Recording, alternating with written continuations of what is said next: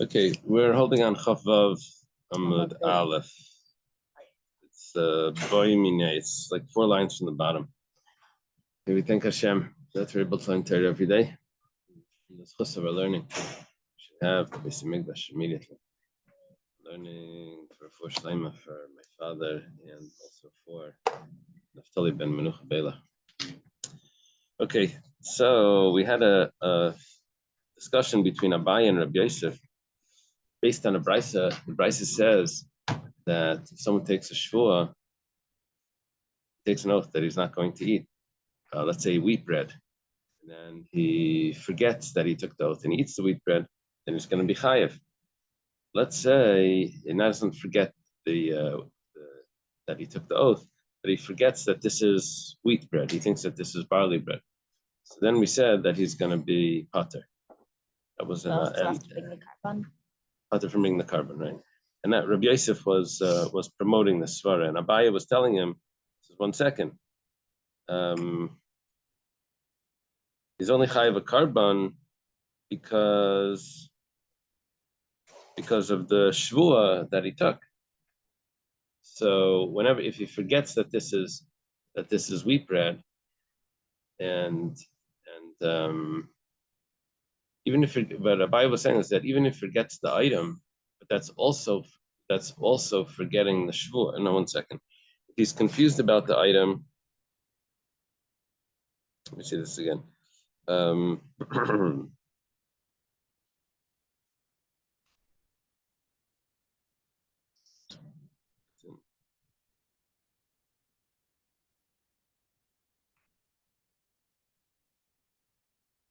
Abaye told him that he's only chayiv a carbon because of what he took in his hand. In other words, Rabbi Yosef's case was if he takes a shvuah that he's not going to eat wheat bread, and he puts his hand into the basket to take barley bread, but in the end he ended up taking wheat bread, but he thinks it's barley. So then he remembers the shvuah, of course, but but the object is what he doesn't know. The object he thinks is barley, and it's really wheat. So Abaye says, but he's only chayiv a carbon. It says that if 24. Let me read your notes here. It says if 24 wheat seeds fall, and then one other type of seed falls, and it's still okay. That happens here, which is a lot more barley than wheat. A bit of wheat fell in. Only want to take the thing after took wheat. Right. Out of like 1/60. No, that has to do with challah. No problem. But that's when you eat wheat plain. Oh, no, 1 second. 1 second. So Abaye says to Rabbi Yosef, you're obligating him to bring an offering only for that which he held in his hand and ate. But if that's the case, this is a case of concealment of an oath. For the oath taker did not realize that the oath forbade him to eat that particular loaf. Oath. He didn't realize. Maybe he knew the oath. So what was Abaye's question? Although the oath taker remembered the form of the oath, he did not realize that the oath applied to this particular loaf. Hence, this is also a case of concealment of an oath. Basically, what Abaye is saying is that he's missing a detail of the oath if he thinks that this loaf is permissible. If he's missing a detail in the oath, then he should be chayav. Okay. Anyway, Ravashi tried to. Was this Ravashi that tried to answer? No. Now, okay. Now, Boy Minei Rav Amir of Nachman. Rav asked Rav Nachman the following question: Helam zev biyadim. Let's say he forgets both. Let's say he forgets the oath, but he also forgets that this bread is the bread that was the oath was on. He forgets that he took an oath about wheat, and he also forgets that this is wheat bread. He thinks this is barley bread. What's going to be the din? So, in other words, forgetting the oath that he took an oath not to eat wheat bread, that would make him chayav. Forgetting the oath, forgetting that this is wheat bread, thinking it's barley bread, that would make him exempt. So Amalei, but 1 second, Rav Nachman responds, the The fact is he forgot the oath, so he should be chayev. He forgot that he took an oath that he's not going to eat wheat bread. So the Gemara says, Adarab. This is Rava saying back, I guess. But he also forgot that this is even the bread that he took the oath about. He thinks that this is the other bread. It's pater. He should be pater. As you have two sides to this. One is he's forgetting the oath, one is forgetting the object. 3 lines from the bottom. Rav Ashi says, Chazinan, we can determine which one is the main one, that he forgot his oath or he forgot which type of bread. When we remind him and we tell him, 1 second, you can't eat that because you took an oath. So he says, oh, you're right, I took an oath. So then, why was he eating it? Because he forgot the oath, and he should be chayiv. If you tell him, you can't eat that because that's really wheat bread, it's not barley bread. So then, then the reason why he was eating was because he forgot what type of bread it was. Then the pater, then he's going to be exempt. Yeah, so forgetting the oath would make him chayiv. Forgetting the bread would make him pater. And how do we tell which one was the main reason why he was eating it? Was when we remind him which one would be the one that would stop him. Ravina says to Rashi, Klum parish mishvua ela mishum chayfetz. 1 second. When you remind him about the oath, and you tell him, how could you eat this? You took an oath. The only reason why he would stop was because he realizes that this is wheat bread, which means that it's because of the object. And at the same time, you tell him you can't eat that, that's wheat bread. So what's the reason why he's not going to stop? Because he knows that he took an oath that he's not going to eat wheat bread. So that's the oath. But back to you can't have one without the other. So Ella Leishna, rather, he's always going to be exempt as long as he doesn't remember. As long as he doesn't know what type of bread this is, he's going to be exempt. Okay. Another question here.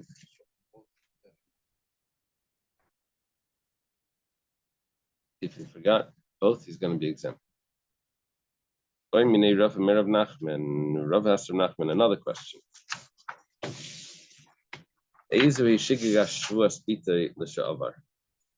Give me an example where a person can take an oath, a past tense oath, that I did something, I ate something, that would be a shaygig, that would be, see, normally when someone takes an oath and he violates it unintentionally, takes an oath that I'm not going to eat, and then he was walking by some, bakery, says, oh, this smells good, and he goes in and he eats something. After he finishes eating, he says, oh, it's Wednesday. I took an oath I wasn't going to eat on Wednesday. Forgot, I can't believe I ate it. So he's a shegeg because he took an oath that he's not going to eat whatever day. That he's going to fast, or that he's going to fast. So he took an oath and he violated. He forgot because he was distracted. So that's a shegeg. But how does it work the other way, where someone takes an oath about something that he did? That's going to be a shegeg. It says idi yada. The past tense, something that he did already. Idi yada, if he knows that he did that, and he knows that he's lying, so then mezidu, it's not a shagig. He's lying. He's saying, yesterday I didn't eat. If he knows that he ate, then he's mezid. Idla yada. But if he doesn't remember, then anasu, and we're back to Ainas. This was our problem when we mentioned in the Gemara where these two sages, Rav Kana and Rav Asi, in front of Rav, were arguing what Rav said, and then when they asked Rav who was right, Rav said one of them was right. So Rav Kana says, so I said, he only said like one of them, didn't say which one. Anyway, the other one said, so I lied. He says, no, you thought that, so you were a ninus. That's what you thought I said, so you were a ninus. So that's what we're coming up with here. And if someone thought that he really didn't eat, then he would be a ninus. How would he be a shagig? Ninus is what, Shalom? Unpreventable circumstances. And a shagig is unintentional. So an einus is pater and a shagig is chayev. But if he forgot, then it's considered unpreventable. Amalei, so Rav Nachman responds to Rava. Right? Rava asking, it's very common. Rava asks Rav Nachman a lot of questions. Talking about what the person says, yeah, I know that I'm not allowed to say this oath. I'm saying it anyway. Aval any yedem chayavin ala karban elav. But I don't know if there's a carbon, if I'm liable. Notice, I don't know the severity of what I'm doing. I don't know what this is going to cause. What's the liability? I didn't know that I'm gonna have to bring a carbon. So it says, come on, who does this go like? Munbaz. This must go like Munbaz. Munbaz was the name of a king, but we're not referring to is the son of what was her name? The queen that was Friend? Wait, one that the got a friend said name. cake. What was the name of the queen? Which queen? Was it Helene? Maybe Helene. What queen? She had two sons, Munbaz and someone else. Hey, this is just a sage that has the same name. So he said they gave donations to the temple. Munbaz, I think I forget what he gave, but he gave the Mishnah in Yuma talks about each one what the donations were. Anyway, come on, Munbaz, Munbaz said that usually a carbon chatas is brought when, if it's done intentionally, it's a prohibition that incurs karis. If it's done b'shoigig, then there's a chatas. So Munbaz says that if someone doesn't know that what punishment would incur if he did it unintentionally, that's considered unintentional because he doesn't know the severity of it, even though he knows it's wrong. So I didn't realize that I was going to get in trouble. I was going to have to bring, so, and that's considered a shaygig. That's considered a shaygig, even though he's doing it intentionally, but he doesn't know what the punishment would be. B'shaygig, that's considered b'shaygig. So this must be following that opinion. That how we coming out with a shaygig here of a past tense oath? It's because he knows he's not allowed to do it, but he doesn't know that he's going to have to bring a sacrifice. So it's only going to fit with the opinion of Munbaz. The Gemara says no. I feel Tamer Rabbana could really fit with the other opinion over there as well, which is the opinion of the sages that Adkan like figure Rabbana the Munbaz. When did the sages argue with Munbaz? That's only in the entire Torah. What does it mean in the entire Torah? In the regular case, a mazid is kares and a shegig is a chatas. When he doesn't know what happened, when he doesn't know that a shegig is a chatas, sages say that's not considered a shegig because that's the rule in the whole Torah. We don't consider you a shegig because you didn't know what was something that was so obvious. You're responsible. Maybe you're still responsible to know that. So that was the b'chol called blav chidushu, because that's how it always is. Aval hachad the chidushu, the b'chol kula le'askan lav the ma'aseh karban yachin me'avodah zara. How do we know that the way it works is that b'mezid kares b'shegig chatas? How do we know that? We learn from avodah zara that by avodah zara, if someone worships idols, b'mezid is kares, b'shegig is a chatas. So we learn to all other sacrifices, all other negative prohibitions that if it would incur kares intentionally, then b'shegig would be a chatas. That's how we know the shegig is a chatas.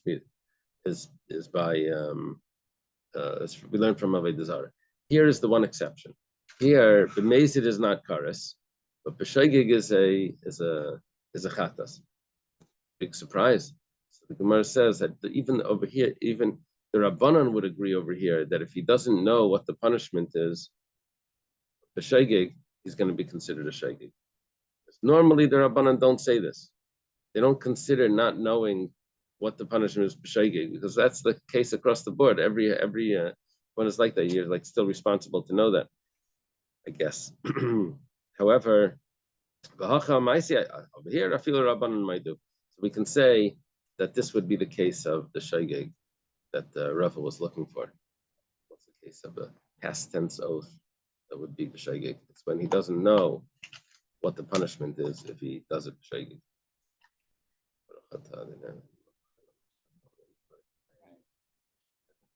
And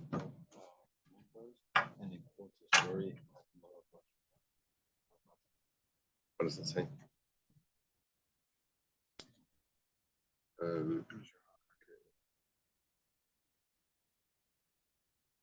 Yeah.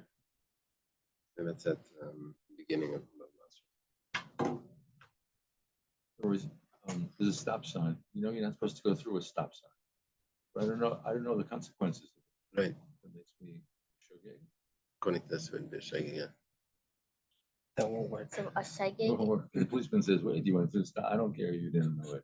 Here's $50 fine. Yeah, well, shagig also has a type of punishment.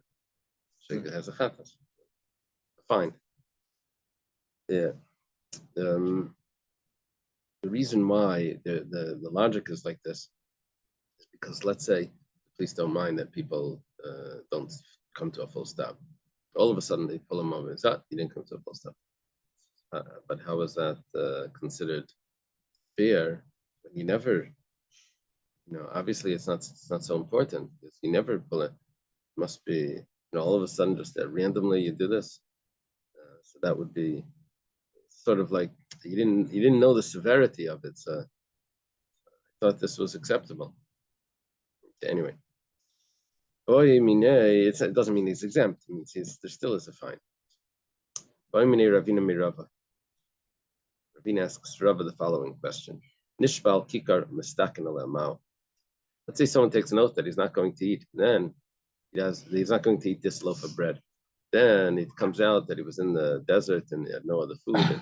And that's the only bread that he has, so he needs to eat it. So what's going to be the halacha? Gemara says, mistaken l'shleimar. If it's a sakanas nefashos, he's allowed to eat treif. To save a life, he can't eat the bread that he took an oath that. Ella mitztar va'achla b'shigash shvua mai. Rather, what we're talking about over here is, he's very hungry. Not that he's going to die, but he's very hungry. He's eating it. And he forgot that he took the oath. So he ate it. However, if he would have known that he took the oath, he would have eaten it anyway.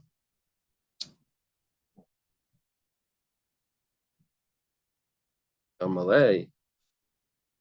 So, do they say when it says mitzvah, that means that it's life threatening? The commentary.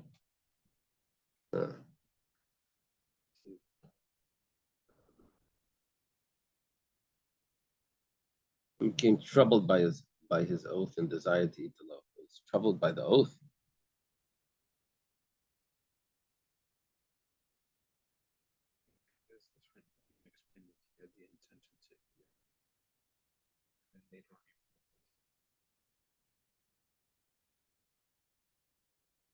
No, something's funny here.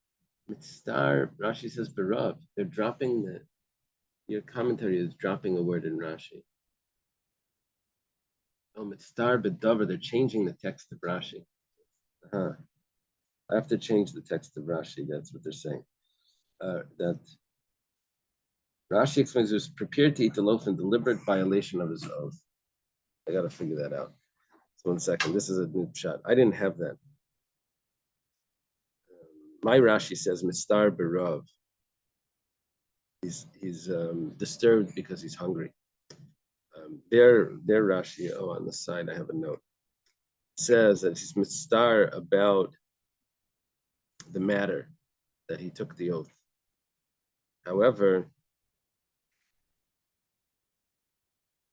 even if he didn't forget it, it says Mistar v'achla b'shigashvur.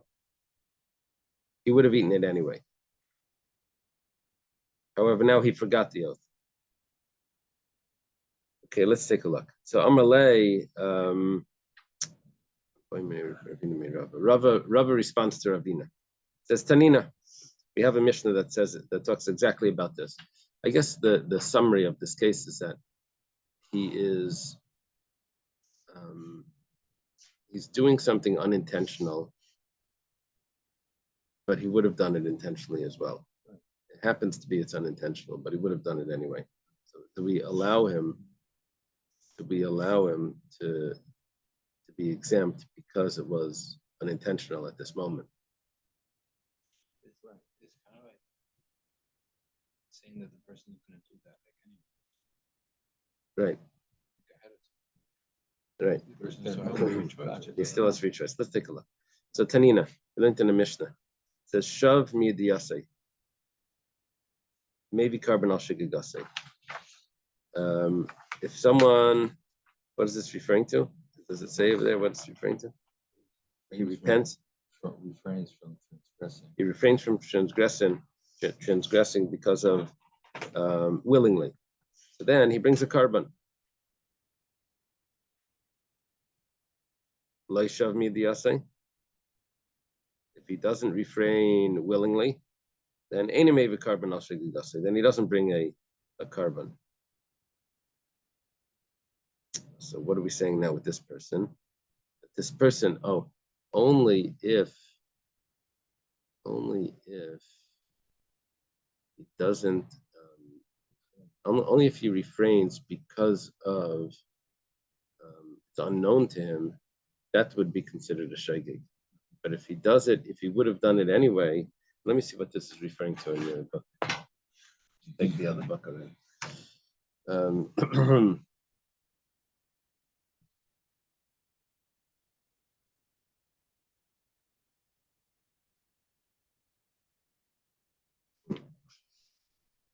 Knowledge that the act is forbidden. Oh, if he would have known that it was forbidden, he never would have done the act. So what are we talking about? It goes this way, right?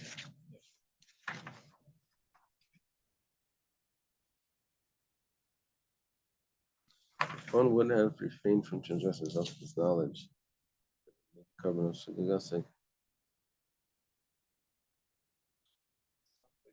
oh, in other words, it's only considered a shaygig if he wouldn't have done it.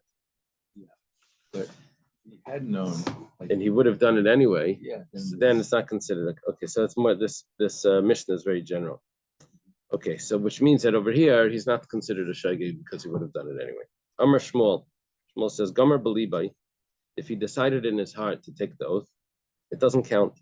Because it's only considered an oath if he expresses it with his lips. Yeah, he's not held accountable for his thoughts. It's not considered an oath if he just thought of taking the oath. It has to actually express it. Meisvei, the Gemara has a question.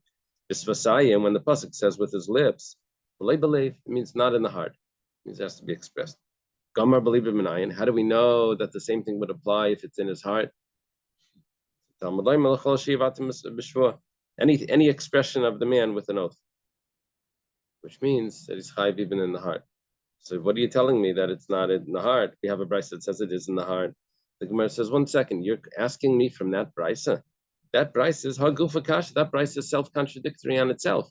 You don't need to ask on Shmuel. If you just tell me that brisa, I'll tell you that brisa itself is a question. Amrit b'svasayim b'lev. You started reading the brisa. It says that it's with his lips only and not in his heart. His heart doesn't matter. Amrit, and then you said Gamar b'lev minayin. How do you know that the same thing applies to his heart? So you just contradicted yourself. You said it's not in the heart. Now you say, how do you know it is? Rav Sheish says that we could resolve. What it means is like this. Bisvasayim with the lips, it has to be expressed, uttered, right? Enunciated. But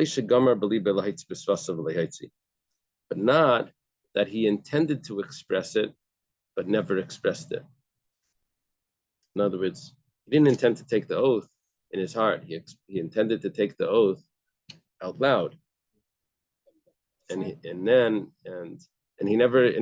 do that. He didn't do that. However, Gamar believe by stam, but let's say he intended for the oath in his heart. Not that he intended to take an oath verbally. He intended to take an oath in his heart without any verbal. That he intended to take an oath. So then, how do we know that that's considered an oath, even though he didn't express it? When he intended to express it, but he didn't, we say, okay, that's not considered an oath because that you weren't intending to take the oath in the heart. But if he intended to take the oath in the heart, then what about that? Minayin, how do we know that that would be chayiv? Then he would be chayiv. So there's 2 types of hearts. One is he thought in his heart to express it, and one is he thought in his heart that it should be an oath. So if he expresses it, he doesn't necessarily take it to his heart. If he intended to express it, If he intended to express it, then until he expresses it, it's not considered an oath. But if he intended to take the oath, even without expressing it, sometimes the person says, you can take a pledge, I'm going to give tzedakah. Or he can say, I'm going to say that I'm going to give tzedakah. I'm going to say that I'm going to give, right? And that, but he thought about saying it, but he didn't say it. But then he can also say, I'm going to give it. Not in his, he says in his heart, I'm going to give it. So that's already a commitment. That's what we're saying here. Ella Shmuel kasha, but according to Shmuel, how are you gonna explain this? Because Shmuel said that if he takes an oath in his heart, it doesn't work. And here we're saying he takes an oath in his heart, it does work. Amar Rav Sheshes starts very machish. Rav Sheshes adjusts the whole thing. It says the way we should explain is like this: B'svasayim, with his lips. In other words, if he says that he's going to take if he decides that he's going to take an oath not to eat wheat bread,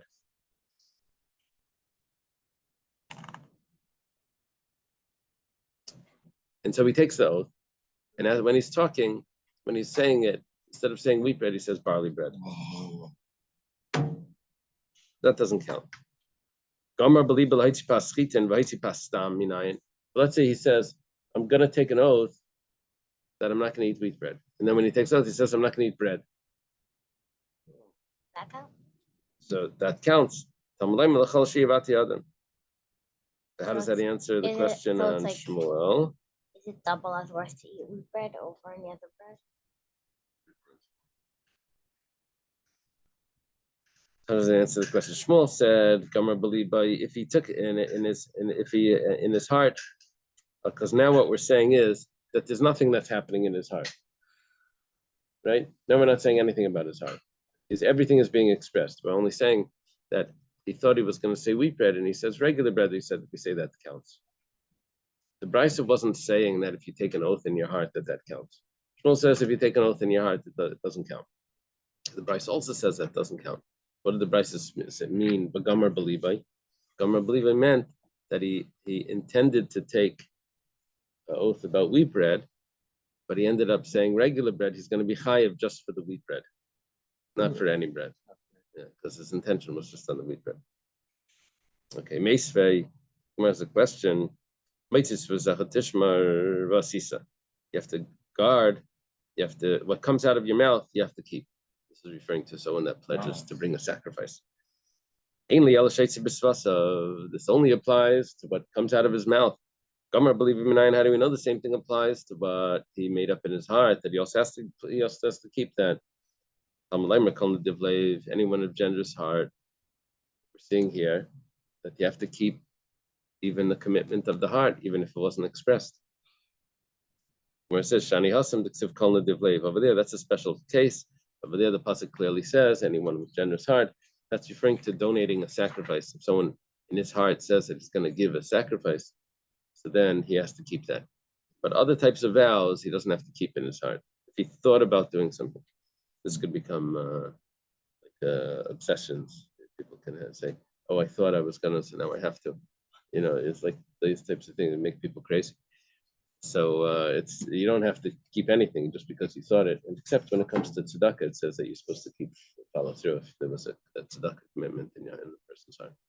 So when you're bidding on something, yeah, and you don't win it, even though you intended, if you had won it, I guess you have to sort of think like, if I win it, otherwise it's just certain people who. Yeah, there are people that do that. Maybe what? When they're bidding for like a aliyah or something, so some people will pay even if they don't get it, because they were ready to give it. So okay, those are the rich people. Because they do that. Could be because okay. Vinigmar mine. So 1 second, if that's the way it works by a carbon, that if there's a pledge in his heart, so then he has to keep it. So we should learn to other oaths as well. And it says no, you can't learn to other oaths because Mishum David Shuma v'Kachim Shnei Tzuvah Ba'am Kecha. By Shuma it also says by Nediv Leiv. And by Kachim, it says Nedivlev.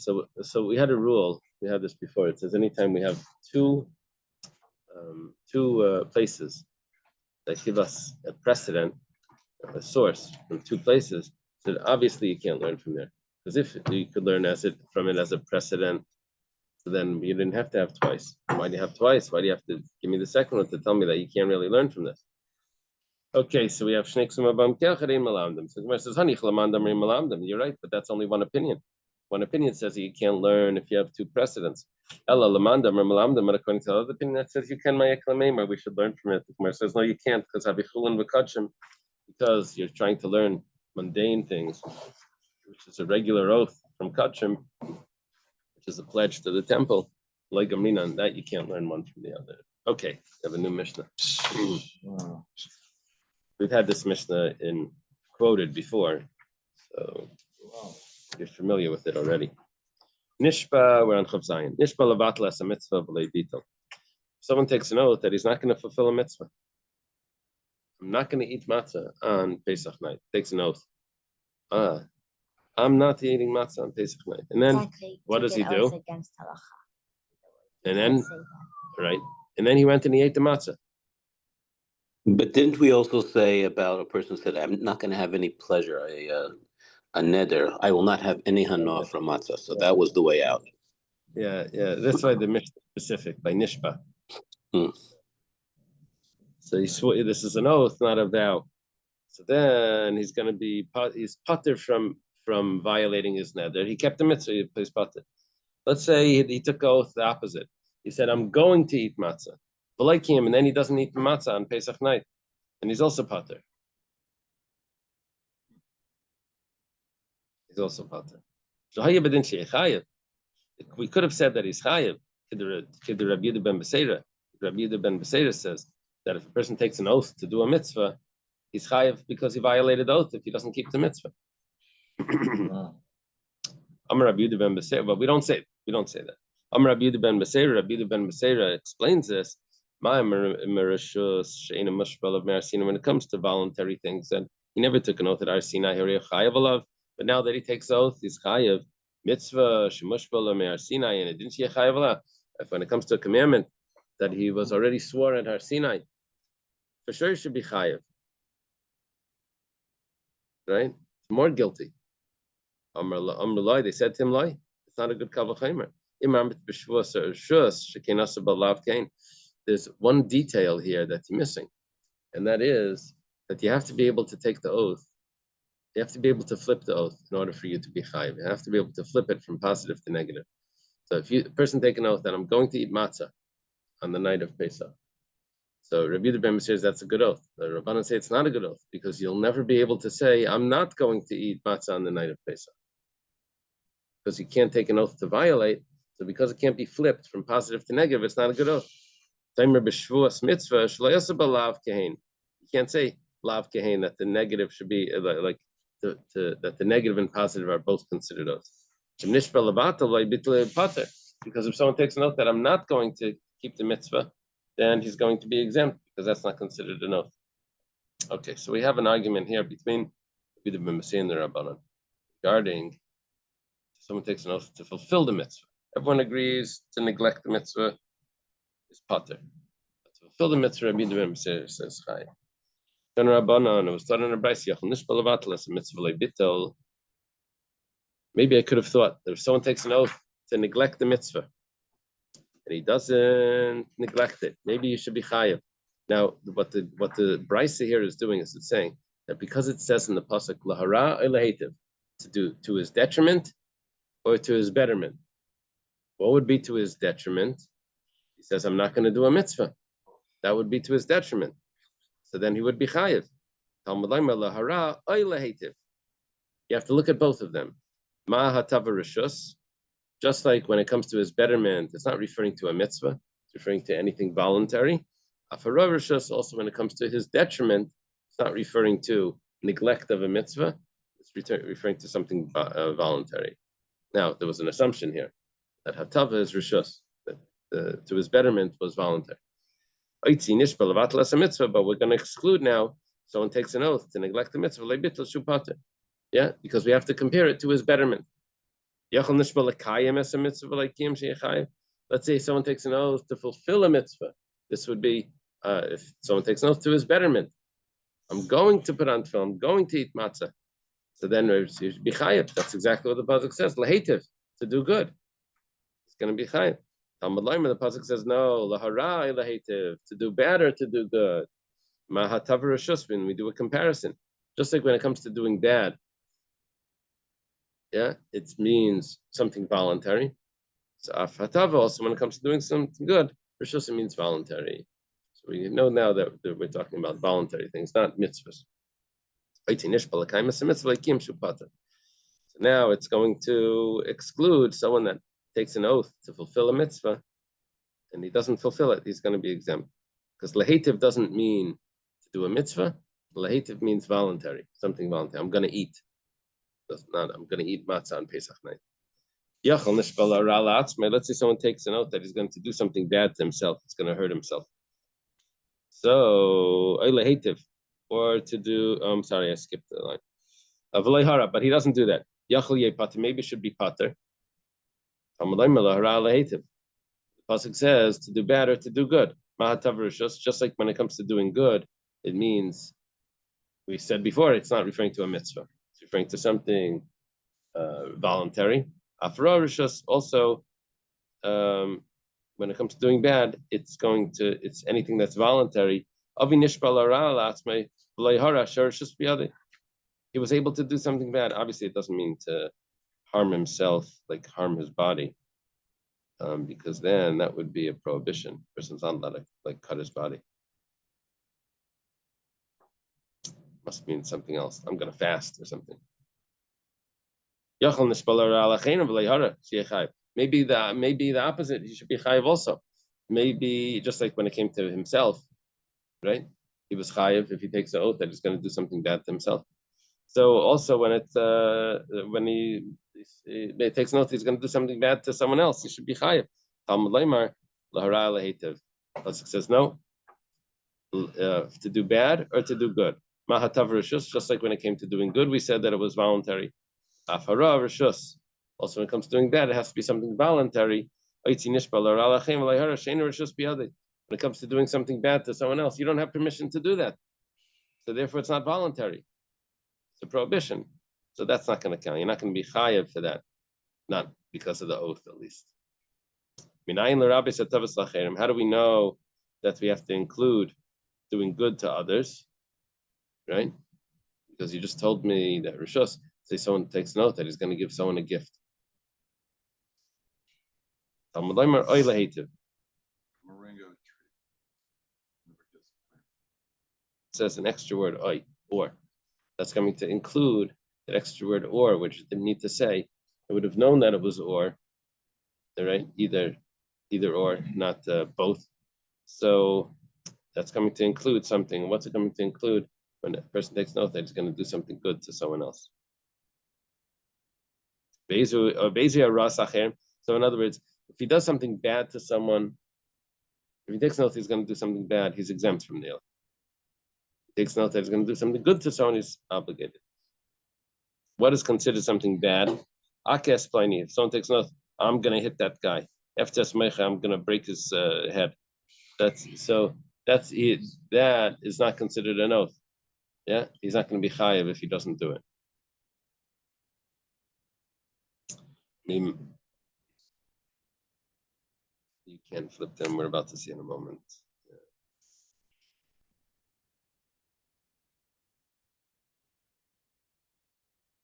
We might at the end. This kind of mention. So there was an assumption that was made throughout this whole thing. As when we started the brisa, we said maybe if someone takes an oath that he's not going to keep a mitzvah, he should be chayiv. We said no. We compare it to lahetiv, just like lahetiv is rishus, so also lahara also has to be rishus. So, but how do you know that the pasuk is talking about rishus? Maybe it's not. Dilma, perhaps b'dvar mitzvah ksivi. Maybe lahetiv meant I'm going to do a mitzvah, and lahara means I'm not going to do the mitzvah. How do you know it's referring to rishus? It says leisal kadaitach. You can't think like that. we're going back and explaining the underlying theme over here of how this whole brisa was set. The be'inan hatava dumya dehara, because we need to have a comparison, betterment to detriment. V'hara dumya datava, and also detriment needs to be compared to betterment. The akish hara latava, when we do the comparison of detriment to betterment, it has to go like this. Ma hatava eina bebitul mitzvah. Just like when someone's doing good for himself, yeah? He's taking an oath that he's going to do good. He says, I'm going to eat. When he says, I'm going to eat, it can't mean bebitul mitzvah.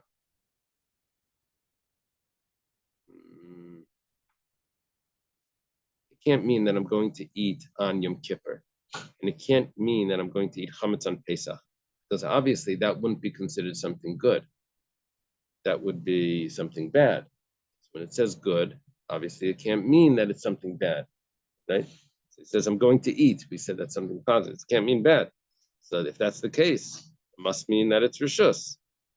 It must mean that it's something voluntary. I'm just going to eat, right? Not on Yom Kippur or something. So afhara, when it comes to doing something bad, eina bebitul mitzvah, it can't mean when bad means I'm not going to, in the negative. It can't mean I'm not going to eat. So it can't mean I'm not going to eat matzah on Pesach. It has to mean something rishus. Just like when it came to doing something good, it couldn't have been Aveira. So to doing something bad couldn't have been, so to doing something in the negative, not doing something cannot be an Aveira. The Gemara says, but if that's the case, then hara gufa hatavi, then that would be a mitzvah.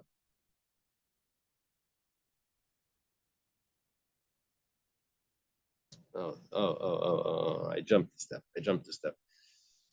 When it says, just like when the person says he's going to eat, again, the person says, I'm going to eat. That's hatava. It can't mean I'm going to eat chametz. So too, when it comes to, when he says, I'm going to not eat, it has to be that I'm not going to, has to be, it has to be, no, the Gemara starts off thinking that it's eina bebitl mitzvah, rather it's with the fulfillment of a mitzvah. When he says I'm not going to eat, he means I'm not going to eat chametz. So it turns out that I'm not going to eat means I'm not going to eat chametz, or I'm not going to eat on Yom Kippur, something like that. So it says, but then that would be a mitzvah, or a gufa tavi, then that would be a mitzvah. So it says, so that can't be, that hara would be a mitzvah because he said it's to his detriment. That can't be a mitzvah. So that's what leaves us with that. It has to be voluntary. And now we do the same thing the opposite. We do the comparison the other way. Just like when it comes to his detriment, it can't be that he's saying I'm not going to eat, and he's referring to I'm not going to eat chametz on Pesach, because that would be a mitzvah. That would be to his betterment. So afatava, also when it comes to his betterment, cannot be that I'm going to eat an aveira, I'm going to eat chametz. Ain't a bekiya mitzvah.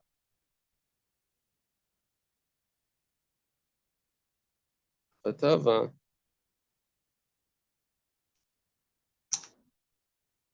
can't be that he's going to eat matzah. Yeah.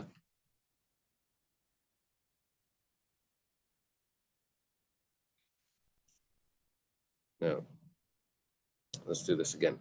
Ra gufei hatava. Okay, no. B'akashat tava ra.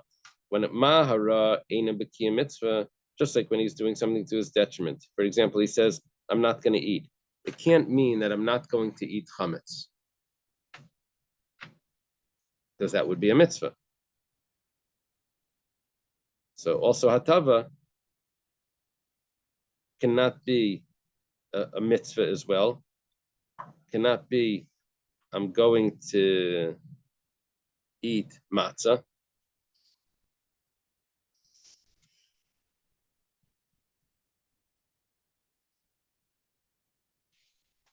But then if it says that, if he's saying, taking an oath,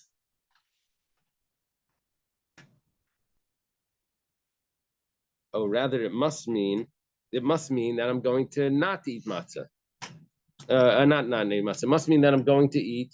It must mean that I'm going to eat chametz. That's what it is. It must mean that I'm going to eat. Ein bekiyam a mitzvah. It's ein bekiyam mitzvah. It's not with I'm going to eat matzah. So it must mean that I'm going to eat chametz. So the Gemara asks, if that's the case, then hatav gufei arahi. But then that's something bad. And how can he say that that's to his betterment when he just said that he's going to, that's an oath that he's going to eat chametz? So Ella, what this leaves us with is that it's rather talking about a rishus, something voluntary. Now here, the Gemara does exactly the same thing that we just did with this thought back and forth. It does it with voluntary. You can't say, the Rashi here that elaborates on this. When it comes to hatava, something good, you can't say that I'm going to eat something that's poison, because that won't be good. That must be bad. So therefore, when it says I'm going to not eat, it can't be that I'm going to not eat, which is bad for the body. It must mean that I'm going to eat something that are. It must mean that I'm not going to eat things that are healthy. So then they're beneficial. It says, but then that itself is bad. No, I'm not going to eat. It means I'm not going to eat things that are poison. The hara also must mean I'm not going to eat things that are poison. But then that would be something good. So then we do the opposite as well. We go back. So, and anyway, it must be that we're referring to a mitzvah. Just like we when we went back and forth in this comparison, so we said it can't be a mitzvah, it must be something voluntary. So, but the Gemara says if it's voluntary, you can do the same thing. It can't be that it's voluntary, it must be the mitzvah. In other words, the same logic, you could play it. You could play it back, and you're gonna end up with whatever result you want. So the Gemara says, the Gemara learns from the fact that we have to include, in order to do something good for someone else, we needed the word oy, which means or. When we needed the word, in order to do something good for someone else, we need the word oy. Shma mina, obviously, it must mean that we're talking about things that in general, we're talking about things that are not a mitzvah, things that are voluntary. Because if hara lehetiv meant things that were a mitzvah, if you're allowed to do something bad, so hatava sacher mibai, to do something good, you would need an extra pasuk for. So the fact that I need a word oy to teach me about a mitzvah for someone else, to do something good to someone else, that's because the rest of the time I'm not dealing with mitzvahs or averos. I'm only talking with voluntary. The oy comes to include that. But 1 second. But oy teaches me.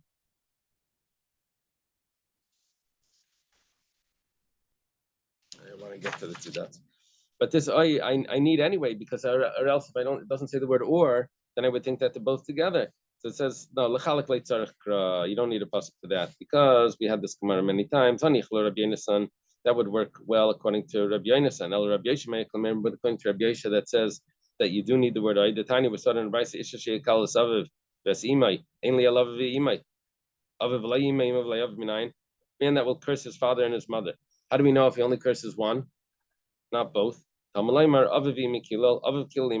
another pasuk that says each one. That says man curses his mother, man curses his father, aviv v'imay kilel. So it has the word curse is put next to each one independently. That's the way Rabbi Yeshua learns it. Rabbi Yonasan says,